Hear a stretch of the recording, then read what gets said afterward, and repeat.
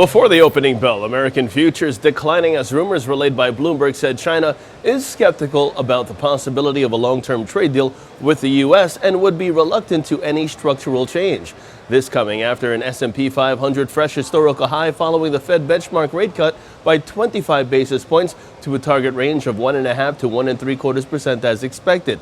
Chairman Jerome Powell saying we will see the current stance of policy as likely to remain appropriate as long as incoming information about the economy remains broadly consistent with our outlook. This comment made just after the announcement of U.S. third quarter GDP rising at an annualized rate of 1.9% on quarter, and this as 60% of S&P 500 constituents traded higher. Now, after the markets closed, Apple rising after hours after announcing fourth quarter EPS of $3.03, beating the $2.84 estimate on revenue of $64 billion.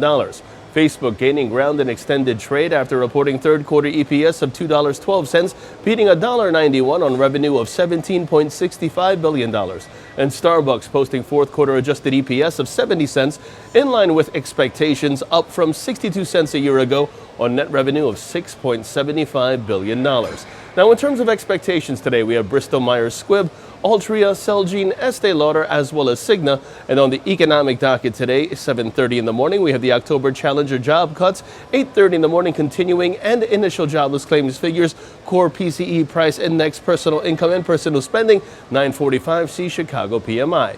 And taking a look at the markets, the S&P 500 is where we begin. That sees the downside prevail. The Nasdaq also sees the downside prevail, while the Dow Jones sees the downside prevail, and that's in focus as the break below 27,115 is a negative signal that has opened the path to 26,990. Short positions below 27,115 are favored, with targets at 26,990 and 26,940 in extension.